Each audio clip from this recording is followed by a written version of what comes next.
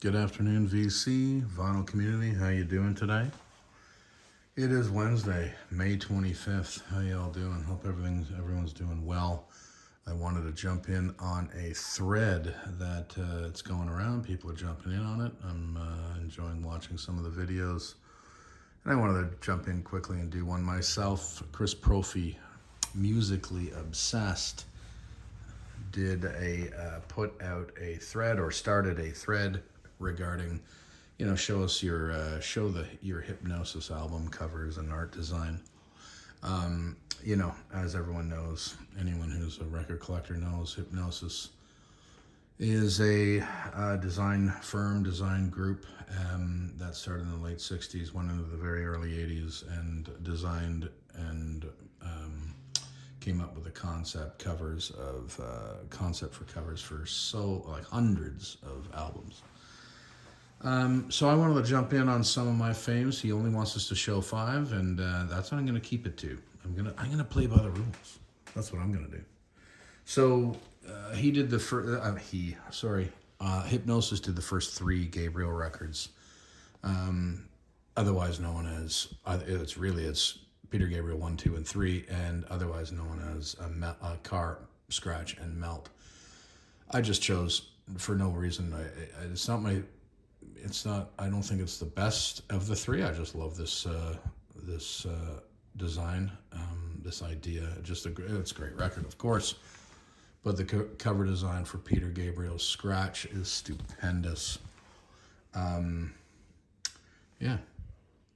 just love that shot of Gabriel too. He if you didn't know it was Gabriel, could you tell it was Peter?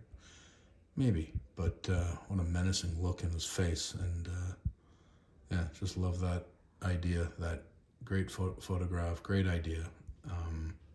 So that's the first of my Hipgnosis album covers, first of 5.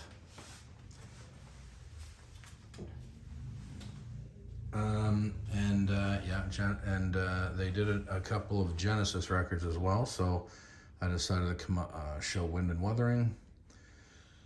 This is actually a UK pressing, and I found this a few years ago at Zap Records out in Coburg. Great place if you're ever out that way.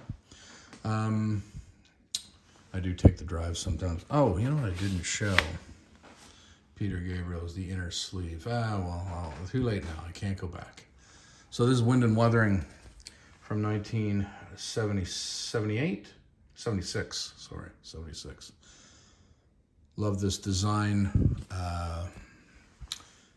It's I don't know what it really is about this that I like so much. It's very gray and gloomy. It's very fall-like. It has a very calming fall feel about it. Fall leading into winter. The birds are either flying south or it's got that whole feel for me. Just beautiful. Just a great idea. Inside insert there. Same that side. Just gorgeous. I've always loved this design. Wind and Wuthering from 76. All right, my third of 5. And again, Wings had a number of albums done. Venus and Mars, I know a couple. I was going to show that, but I know a couple of people have done that. Just love the photograph, really, on this one. The coloring, too, I love on the graphics, on the text for London Town.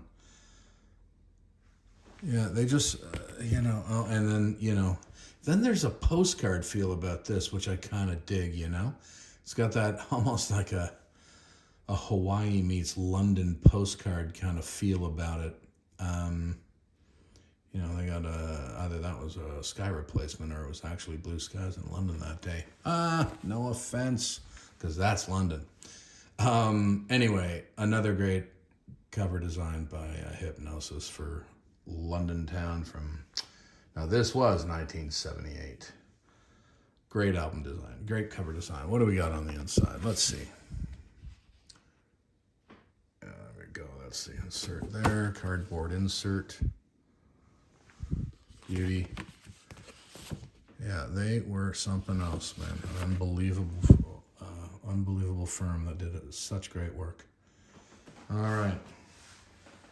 Now, of course, they did a number of Zeppelin records, and In Through the Outdoor Cannot Be is obviously one of those.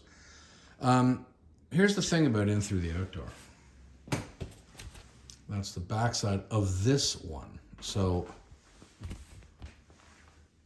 that's the front. Insert. This was a watercolor. You could, if you got this all wet, it would turn colors, and one of them I know someone did that on of mine. Other side. Sorry, there you are. So I wanted to show this one thing about In Through the Outdoor. So this is the first one. And of course, this is the second one I have. So there's six different covers. You can see the slight difference of lensing, or at least focal length, on these shots. And then the back cover, there's a whole other angle, because that is the back cover to that one. So there's six different ones, and I am on the hunt for all of them. I just have these two. Okay, one more time. There's the front. There you go. Kind of cool. I'm kind of glad they did that and did six different ones. It just keeps you on the hunt. And of course, collectors are going to buy all six, or, you know, some will.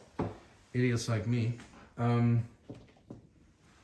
Okay, the last one, my fifth one I wanted to show was Wishbone Ash, 1972, Argus.